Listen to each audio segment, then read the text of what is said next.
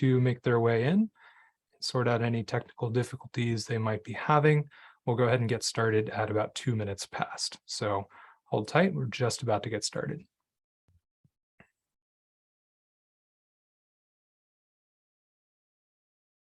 Thank you all for joining us this afternoon, this evening, this morning, wherever you happen to be dialing in from. Broadcasting live here from the Supermetrics office in Helsinki. My name is Evan Kading. I'm joined by Anna Schutko. Thank you for joining us here today. We today are here with our second installment in a series of webinars that we are doing to educate our customers, our potential customers, and really those in the community about the different ways that Supermetrics can help with the data warehousing ecosystem for marketing. So there are a variety of different things that you might want to know before starting to build your marketing data warehouse. Whether you are using Supermetrics or not, hopefully you find the content in this webinar valuable here today.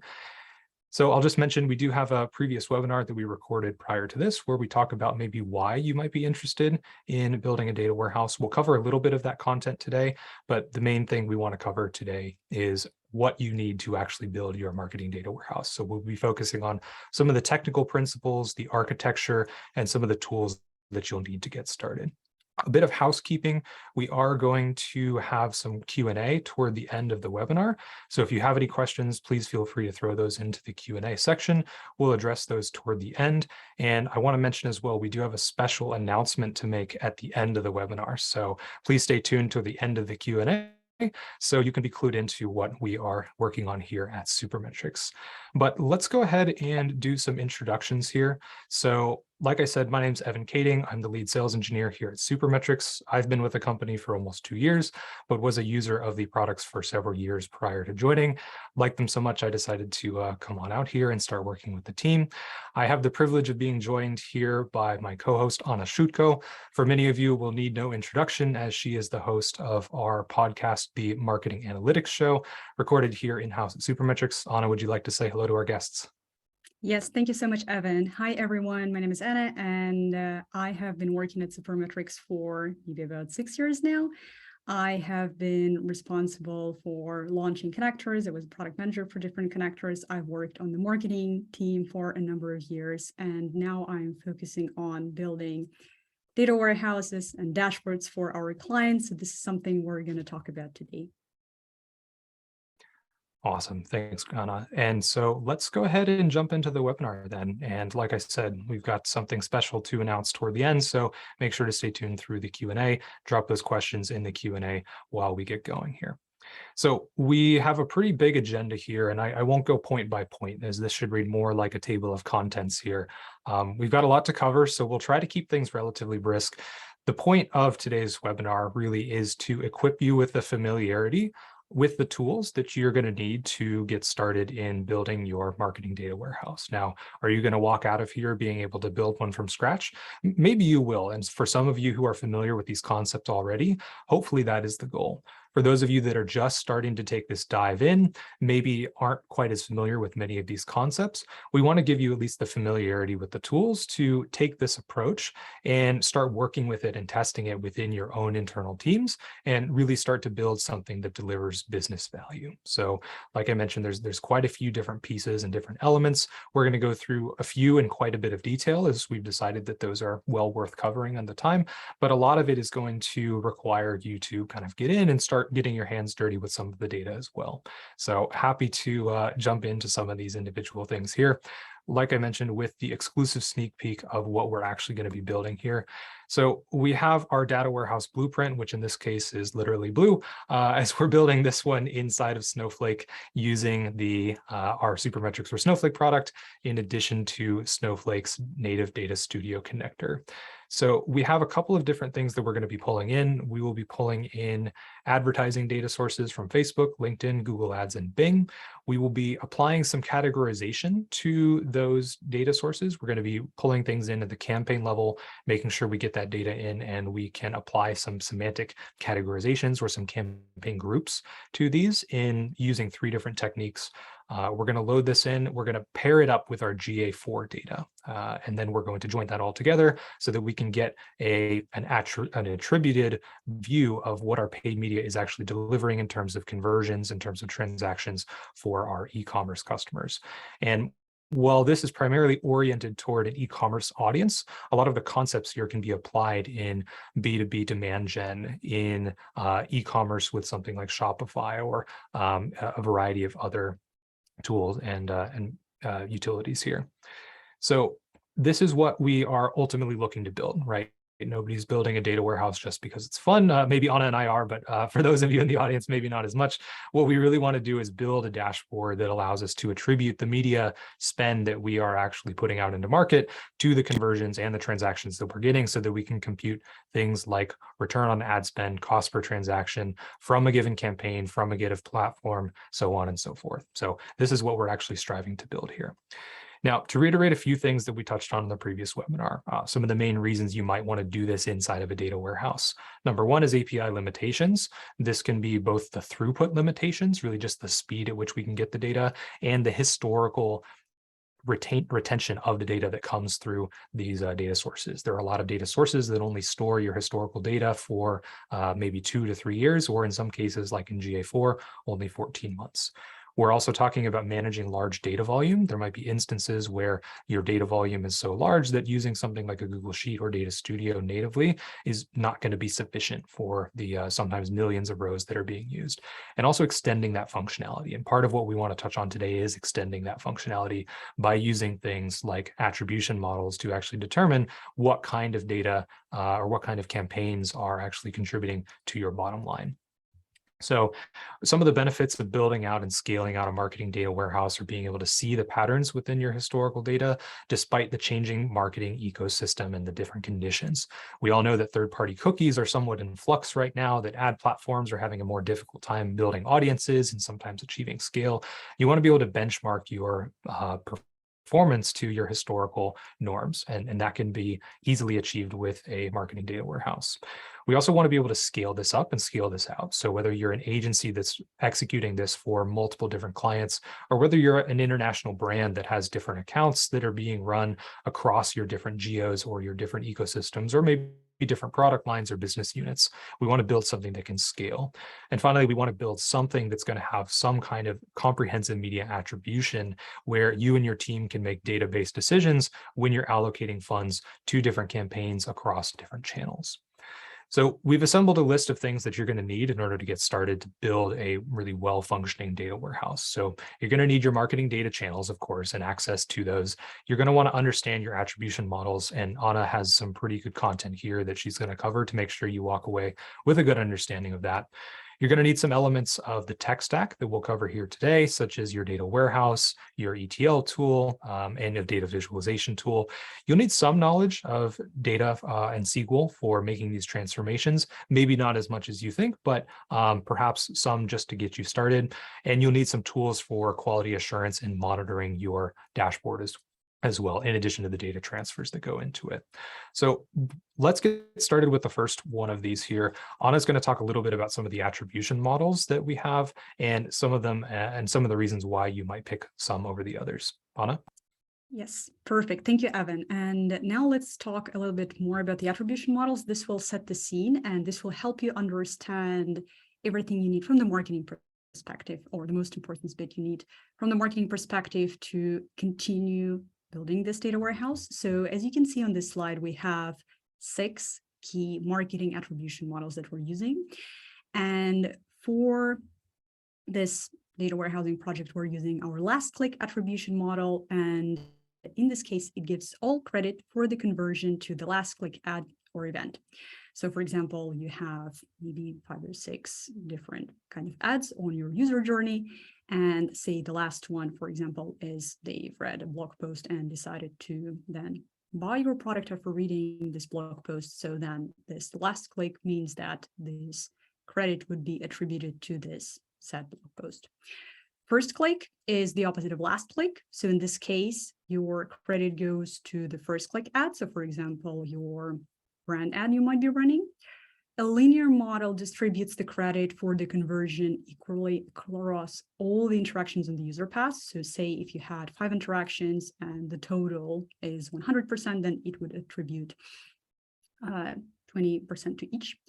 And then for the time decay, it would give more credit to ad interactions that happen closer in time to that conversion. So this is not exactly less click. They will still attribute some credit to the other events, but these events, like mentioned here, will be closer to the actual conversion event. Then our position-based model would give a certain percentage of credit both to the first and last ad interactions, and it will distribute, again, a certain percent of credit to all the other interactions. For the position-based model and for a data-driven model, you would actually need to collect more data in order to allocate these percentages. So that becomes a little bit more challenging, but still doable in different cases. And for the data-driven model, it distributes the credit for the conversion based on your past data for these conversion actions. So this might allocate the percentages in a very specific way to different events that happen on your user path. More challenging to do, but still you would need a lot of data in order to make this happen. And now let's go through the benefits and drawbacks of the last click attribution model, because this is the model we're going to use here for this data warehouse that we're building. So what are the benefits? First of all, you will understand which interactions and content are very likely to influence your customer's purchase decision. And like I said, with the example of a blog post being the last event before the conversion, you will allocate more credits to this, and you will understand that, okay, this is something that really was the tipping point. This is something that really convinced our customer to buy a certain product or to convert. And another really, really big benefit is that analytics tools like Google Analytics or Adobe Analytics are using this model as default. Hence, it's the easiest to implement in a data warehouse because you are continuing with this logic. You are not trying to reinvent, or you're not trying to introduce something new. You already have what tools like Google Analytics have. So in terms of drawbacks, we have top of the funnel touch points and ads that might not be properly attributed. Once again, if you're running a brand campaign, that actually pushes these people into the funnel. These campaigns might not get as much credit as they would have probably deserved. And continuing with the same theme, viewed through conversions are harder to attribute. So if you have a video, then it would be more challenging to say, then, for example, say, hey, this video really contributed to pushing people alongside this conversion path. And at the same time, the model will give more credit to an event, like I said, that has happened right before the conversion. So if we compare this to, say, maybe linear or some other models, it just gives credits to this one specific event, but not necessarily to other events along the path. So drawbacks are good to keep in mind, but to highlight the benefits of the model, it's native to the tools that we're going to be using, and also the logic there is very easy to understand. Hence, it's much easier to implement in the data warehousing settings where we already have a lot of complex elements to deal with. And with that, I'm going to give it over to Evan, who will talk more about the architecture part. Awesome. Thank you, Anna. So for those of you who have seen our previous webinar, you might be familiar with this slide, where briefly to summarize the Supermetrics data platform, we move data from our data sources over on the left through the Supermetrics data pipeline that is secure, of course, not storing any of your data, and we load that data directly into your data warehouse where it can then be modeled, visualized, and consumed by your individual BI tools, be that Data Studio, Power BI, Tableau, or others in the line of visualization products. So this is what we're going to build, and this is how we are going to build it. Now, the first step, and we have 5 steps here, we're going to go through and we're going to identify the paid media sources and analytics, really just taking stock of what we have. Then we're going to implement the campaign grouping strategy. And this, in my opinion, is really the most important section of the webinar here. We'll then design the schemas that you want to use to actually deliver the data into your warehouse. We'll transfer that data into Snowflake and finally blend it in Snowflake using some SQL that we're going to provide. All of the SQL that we're going to use inside of this webinar, we're going to make available in our 3rd installment of this webinar. So if you're interested in the SQL templates that we're going to be building and releasing, please stay tuned for the next installment in our series. We'll actually make these available for you to get started and up and running if you want to see some example code. So let's dive right in. So number 1 is really identifying the paid media and analytical sources here. So what you want to do here is identify the paid media sources that are most important for your business. This can also work for organic sources, but just keep in mind that if we're trying to look for an ROI These are paid media sources where a cost is actually incorporated. And if you're looking at organic media, you may not be seeing a cost. In fact, you most likely won't be seeing a cost. That doesn't mean you can't incorporate it. We're still probably going to see inbound clicks into Google Analytics or into Adobe Analytics, but just keep in mind that for the ROI calculations, it's much easier if your data source is actually providing the cost metric for you. So figure out what that is for your business. In this case, we've picked 2 display-oriented platforms and two search-oriented platforms for us, where we're going to show off these examples. And then you need to pick your source of truth for analytics and campaign reporting. So in this case, we've chosen Google Analytics 4, arguably one of the leaders on the market now by adoption, but you can, of course, use any kind of what we'd call an analytics capstone. So that can be, GA, can be Adobe Analytics, but it can also be something like your CRM, like a HubSpot or Salesforce, if you are trying to do lead gen or demand gen. It could also be your e-commerce platform, something like Shopify, if you had that as your target objective. Anything that can capture the inbound UTMs, like UTM campaign or UTM source, because that's what we're going to be using to join to the data from the paid media side. Next, we're going to implement the campaign grouping strategy. And I know there's a lot of text on this slide, so you can kind of feel free to ignore some of it, but I'm going to talk through the 2 primary different methods for grouping your different campaigns here. So on the left, first, we have campaign categorization. Now, campaign categorization is really kind of assigning a different set of keywords to the given campaigns that you have, and essentially assigning the classification for those campaigns based on these keywords. Now, 2 different ways to do this. You can either use this, do this using an ETL tool, something like Supermetrics with our custom fields feature, or you can do this in SQL inside of your warehouse. You could also potentially do this inside of a BI tool like Power BI or Data Studio, but you have drawbacks there as well. So I typically recommend doing this in an ETL tool or in SQL.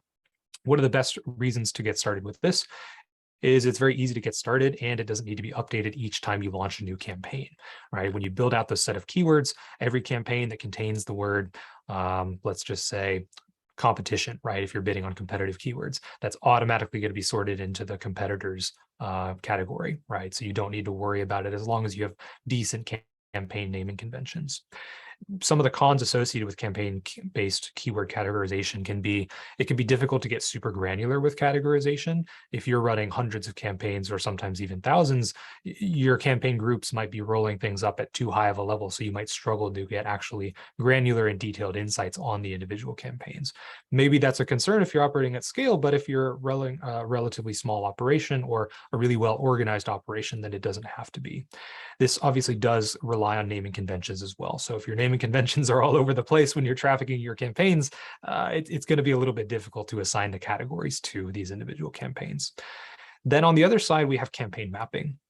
Campaign mapping is where we actually take each individual campaign and we assign it a value. We assign it a campaign group using something like Google Sheets, and we then read that into the data warehouse to enrich our campaign definitions with these different campaign groups.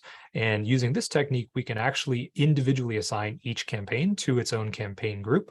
We can easily make changes to the mapping table, and it largely doesn't have to rely on naming conventions, right? Even if your campaign names are all over the place, maybe you have historical data that was run or executed by someone who's no longer at the company, or perhaps even an agency that maybe you're no longer working with, where the campaign names follow a different convention. This can be really useful as well, building some of these mapping tables. Now, of course, there are some cons associated with this, where you actually need to update each new campaign that's launched when you update that mapping table in the spreadsheet. Again, we're kind of keeping each campaign updated with each of its categories and each of its groups. And then this has somewhat of a slightly more complex data architecture. Again, we'll talk more about this and what this actually looks like shortly. But just keep in mind, we have these 2 different strategies for campaign categorization and campaign mapping. So to jump into what we're actually doing here, we're really just taking these campaigns and we're assigning them to groups. That way, when we do this in the data source itself, or with the data from the data source directly, and then with our conversion capstone, again, be that GA, be that Adobe Analytics, we're then assigning them campaign names to the campaign groups. And then with those groups, we can then match those together to get the cost from the platform and then the associated revenue from our conversion tracking source and link those together, right? That's really the goal of what we're trying to do, is linking those campaigns, the cost and the revenue associated with those. And to do that, we can use campaign groups. These groups can be either super granular or they can be relatively high level. Really depends on the use case for your business here. Here's a screenshot of what this looks like in Supermetrics directly. So you can do this during the extraction and the loading process, where you can assign really just kind of case when or if then logic inside of Supermetrics and classify all of your campaigns using some pretty rigorous rules to essentially build out these categories before you move this data into your data warehouse.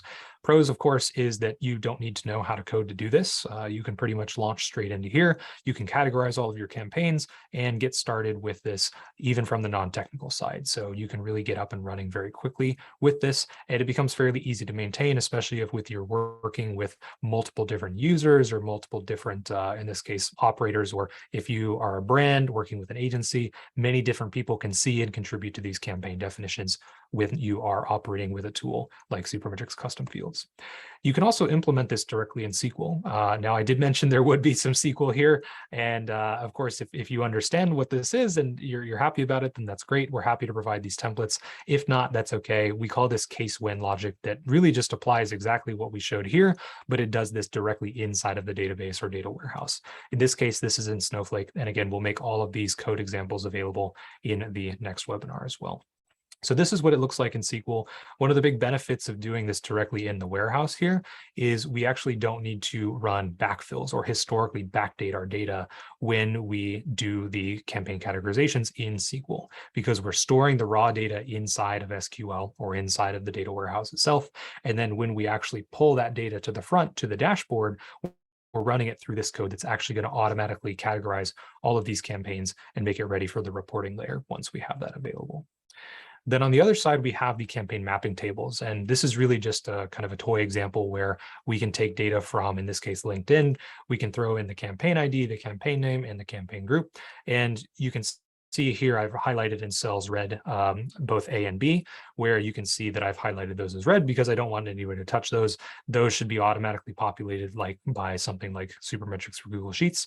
And then your individual users, be that your media planners, your agency, can go in and categorize those individual campaigns using the campaign group field. Of course, if you have multiple campaign subgroups, you can create columns D, E, and F as well, if you want to do those and have those read into your data warehouse. So very convenient because you can, of course, get very granular, change the names of those campaigns as they're read in. You can also build those subgroups. But again, you will probably need to update this each time you launch a new campaign. So it can be somewhat more difficult to maintain in that case. But that's the trade-off, is do you want to be updating it super frequently and have the granularity, or are you okay with a little bit less granularity and a little bit less maintenance overall? Now, the campaign mapping architecture, what we're really doing is we're pulling some of that Google, in this case, Google Ads data into a Google Sheet. We're categorizing it, and then we're marrying that up with the same cost, clicks, or impressions that are coming out of Google. So we have really the same data at the end of the day. One is being manually enriched by us, and the other is coming directly from Supermetrics and being inserted into Snowflake.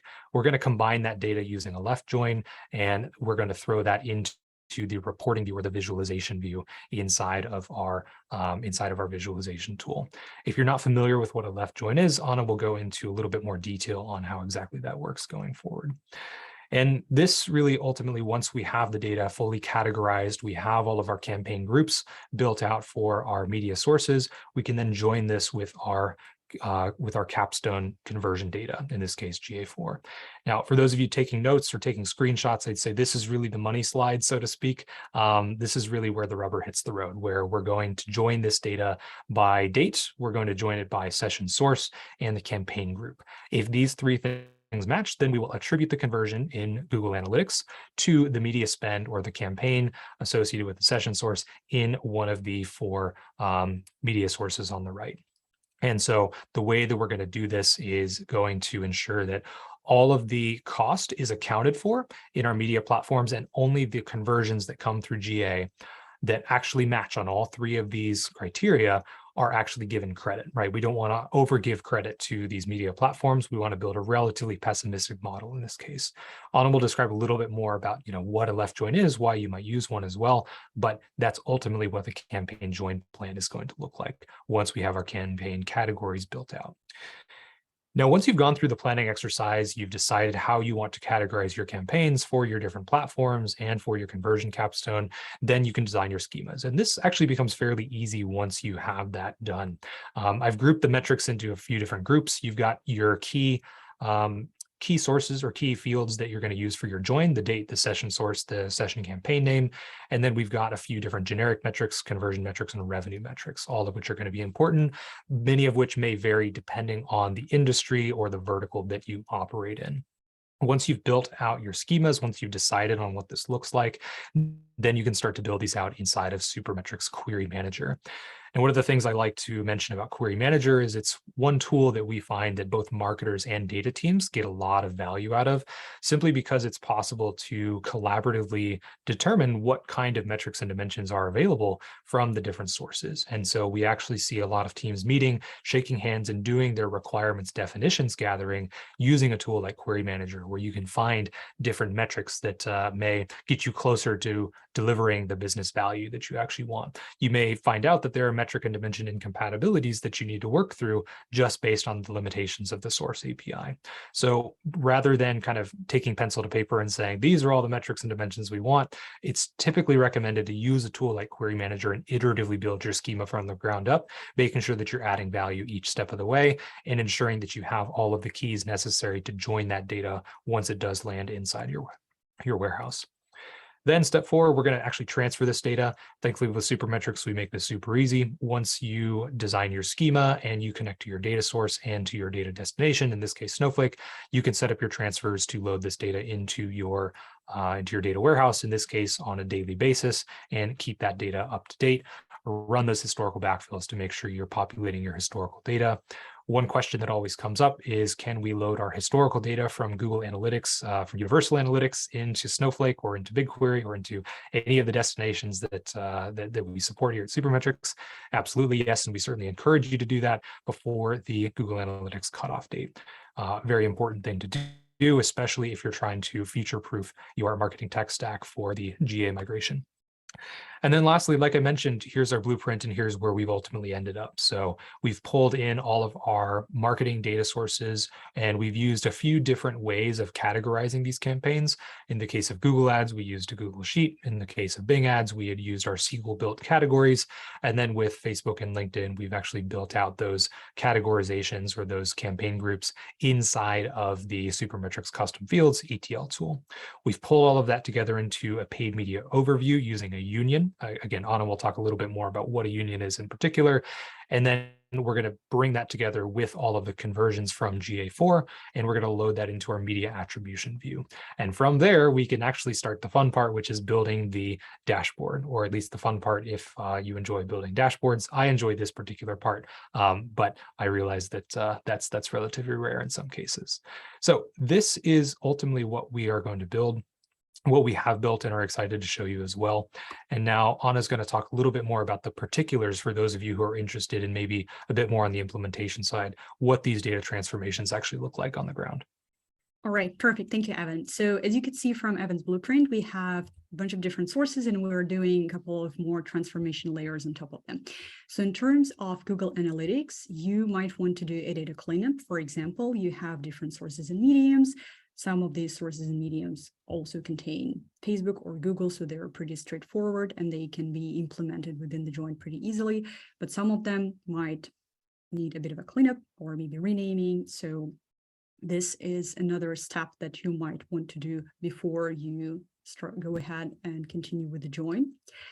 In terms of the paid media overview, as you can see on this slide, we are performing a union. And essentially, a union is when you take one table and then another table. Both tables have to have similar structure, and I will talk about this in a minute. And then you stack one table on top of each other. So you can see on this slide, we have blue table, yellow table, and then we create a longer table out of these two.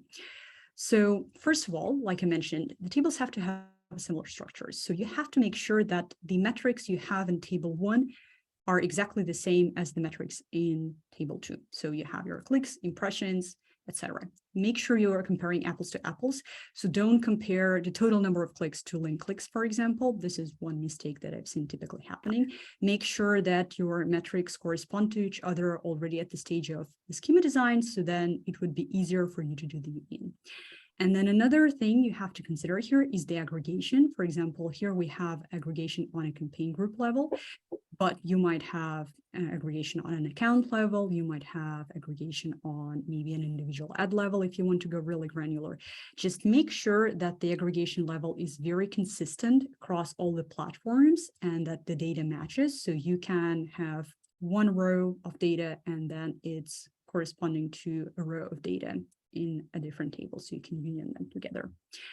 And now that we've done our union, let's go ahead and talk about what actually happens when we're doing the join.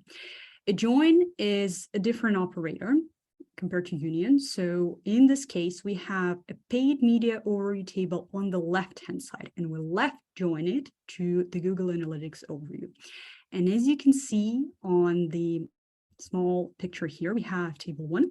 This is our marketing union. And in this case, table 2 is our Google Analytics or Google Analytics 4. And then we perform a left join.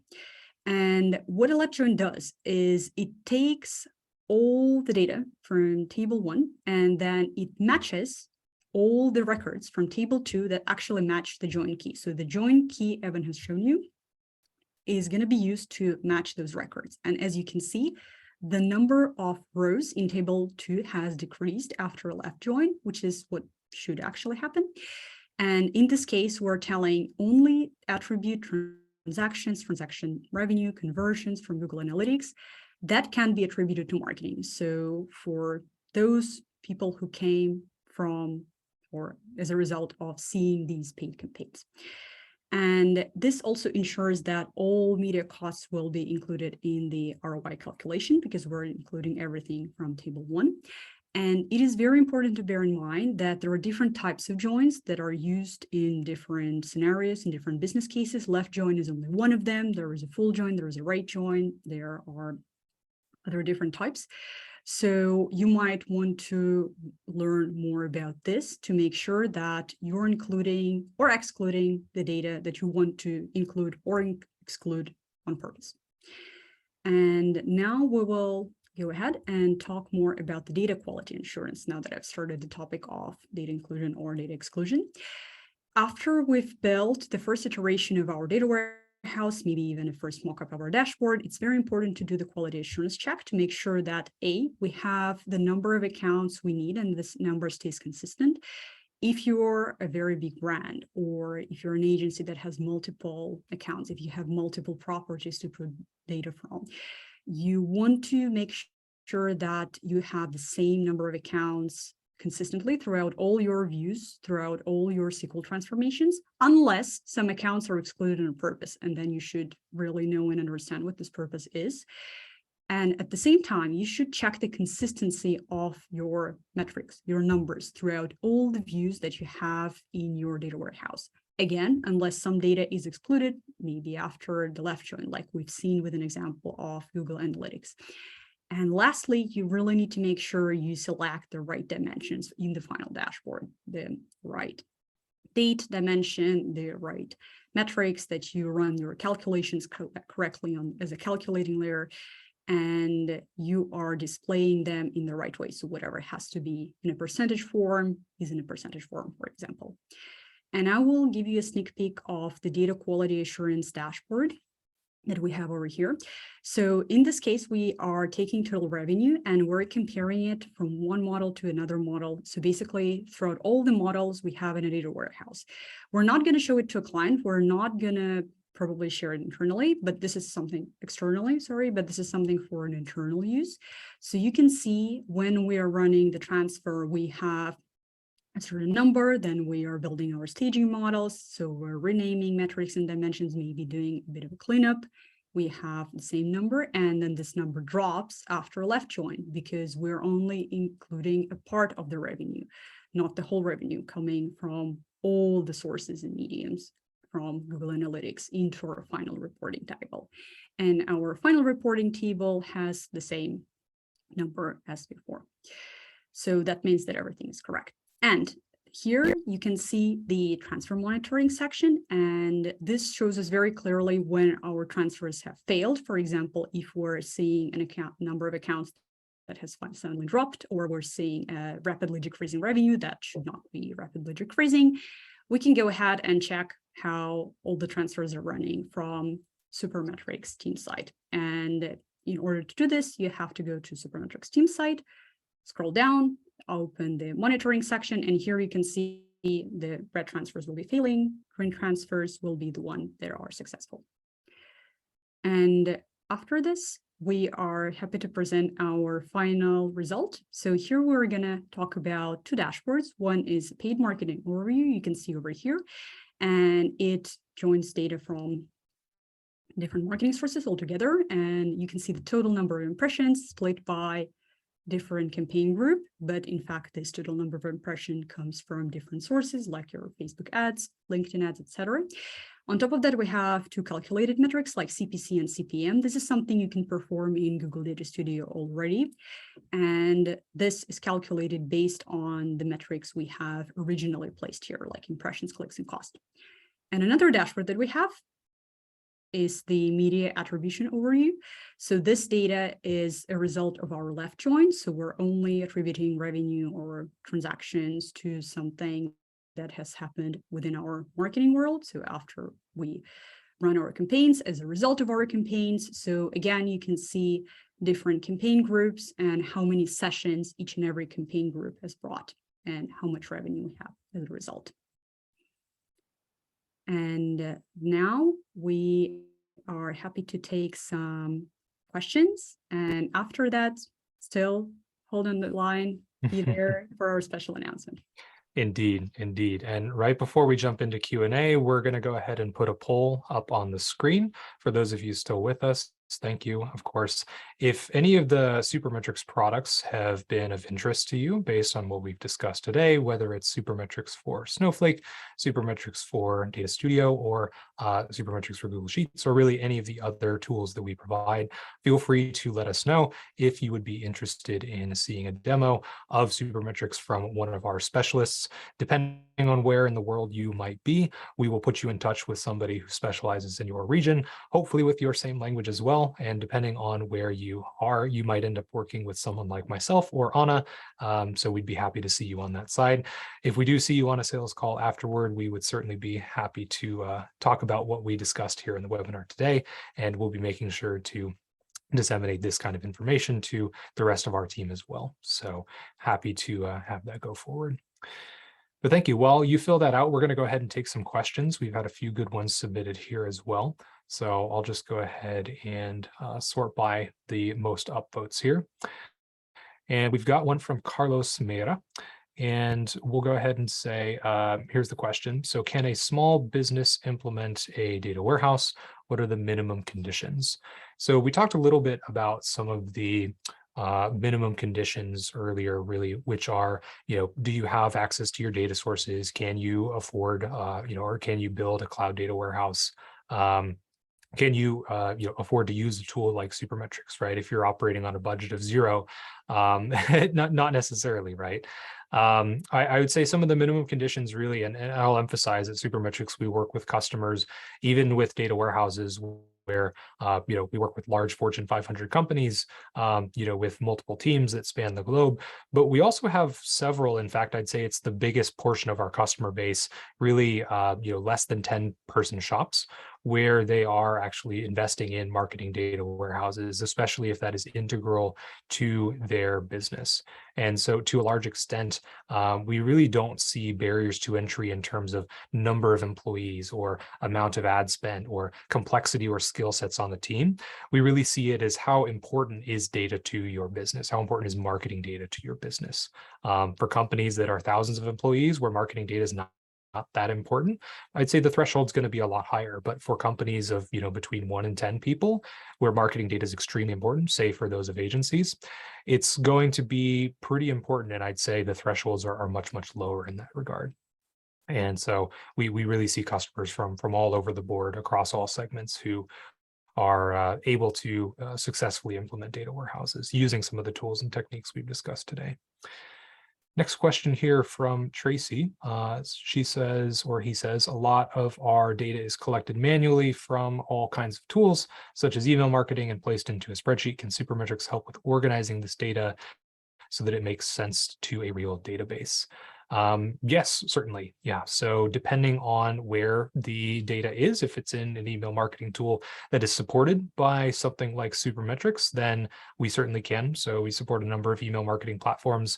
HubSpot is one, Salesforce Marketing Cloud is another, MailChimp. I think we've got a few others coming up fairly soon as well that are going to be hitting early access. So we can move all of that natively into all of the data warehouses we support. A popular thing to do as well, especially if you're already putting that data into a spreadsheet, you can use our Google Sheets to Snowflake connector or Google Sheets to BigQuery connector to actually extract that data from your spreadsheet and load that data into your warehouse as well. So if that data fits in a spreadsheet, chances are you can actually put that into a data warehouse as well, where you can actually automate a significant portion of that process. I see another question here from Jay, and I'll go ahead and throw this one to Anna here. Anna, the question is, can Supermetrics, oh, wait, where'd it go? Here it is, from Jay. Is it possible to use campaign categorization and then fall back to mapping for poorly named campaigns that can't be automatically categorized? In principle, yes, it might be a little bit of a more challenging setup. So you might want to, for example, separate the campaigns that use campaign categorization. You can pretty much use either the SQL example Evan has shown or categorize them in some different way and build a dashboard out of these campaigns. Or you can, for all of these campaigns that cannot use campaign categorization, can use mapping. And with mapping, you can, again, put everything in a data warehouse, upload your spreadsheet with the mapping rules, mapping conditions, and then visualize this data as a separate dashboard. So the short answer is it really depends on what kind of data you want to visualize, how you want to visualize it, how you want to analyze your data. So that becomes a little bit more challenging, but in principle, yes, you can use those methods separately or together. You can combine everything in one dashboard, maybe just separate graphs, or you can then create two separate dashboards. That's the way I would do this, for example. Yeah, great point. And I know that can be a particular area of friction in some cases. So well said, Anna. Great. Next question from M. Ariola. We have, can Supermetrics populate NoSQL data warehouses? I was thinking of how to blend the data for several ad sources since they have different columns in SQL. So Supermetrics natively supports a variety of different data warehouse technologies. Let's see if I can list them all now. At this point, the list has grown quite a bit. BigQuery was first, Snowflake was next, then we supported Azure Synapse. After that, Amazon Redshift. And most recently now, Google's Alloy DB, which is based on Postgres. Those are the main data warehouses we support. We also support a variety of data lake options, so we can move data to AWS S3, Azure Cloud Storage or Azure Blob Storage, then also Google Cloud Storage as well. And then we have a couple of other destinations that are popular with our customers who either want more flexibility or maybe have existing on-premise installations where you can use our Supermetrics API to programmatically pull that data down and load it into a NoSQL database like Mongo. We have a couple of customers who are doing that. In addition, we also have Supermetrics for SFTP, where, again, for customers with on-prem data warehouses, they can load this data into an SFTP server of their choice, and then load this into any kind of NoSQL store that they might have. Of course, depending on your data architecture, which platform you're on, whether you're on-prem or in the cloud, there are a variety of solutions that you could use ultimately to build this out. But you really have quite a bit of flexibility, especially if you want to use the Supermetrics API. I'd say for a lot of customers who are using NoSQL data warehouses, they like the flexibility of the API. So that might be something I would encourage you to check out. Thanks for that question. A question here from Riku. What key differences are there between data warehousing platforms. So key differences between data warehousing platforms. So most of the data warehousing platforms that we support here at Supermetrics are cloud-based. And so I'd say the biggest difference is going to be which cloud provider offers it, right? Is it AWS? Is it Azure? Or is it Google Cloud? Of course, with Snowflake, you can choose from all three. The next thing that I would probably look at is, are you paying a fixed amount for the capacity, or are you paying on a usage basis? Now, we can split these a little bit more granularly in this case, where we can say, okay, well, BigQuery and Snowflake are usage-based models where they both have relatively low fixed costs, and usage-based models, which can, of course, be good. Back to the question for smaller agencies. If you want to have a warehouse that's relatively cost-effective, something like BigQuery or Snowflake could make a lot of sense because the fixed costs are very low, and for low data volumes, the variable costs also can be very low as well. So getting started quickly and easily with something like BigQuery or Snowflake can make a lot of sense. Then on the other side, where you're paying in general more for the dedicated capacity, that's where you have Azure Synapse and Redshift, which are going to have fewer variable costs. So in this case, more predictable costs, but ultimately are going to have a higher fixed price point associated with them. I'd also mention that we tend to see Redshift and Synapse deployed in more sophisticated organizations with data governance and IT management, where I'd say that a lot of the specifics around data governance are really important, where data management is a dedicated practice, and so there can be larger overhead with some of those data warehouses. Of course, if you want to preserve your flexibility and be able to move data to multiple warehouses, I'd say the data lake is probably the best. We have a lot of customers who like to move their data to Amazon S3 or Azure Blob Storage, because then they can load it into their warehouse of choice, or they can run it using a query. They can query it using a query engine, something like Spark, something like Trino, or another dedicated query engine as well. So you've got a couple of different options there for the different data warehouses and data lake options here. So we've got time for probably one more question here. I'll go ahead and just pick this one from anonymous attendee that was upvoted here. I want to upgrade to a data warehouse, but we don't have any technical expert in the team to handle the project. Is this something the Supermetrics team can help with? I'll throw this one to Anna here, since that's more in your wheelhouse than mine in this case. Perfect. Thank you so much, Evan. Yes, this is indeed a very good question. We do have a technical expert and the team to handle these projects. In fact, I am the one on said team. So the professional services team in our company exactly is working on building templates, dashboards, and data warehouses, in this case, for our clients. So we can deal with a variety of different complexity levels.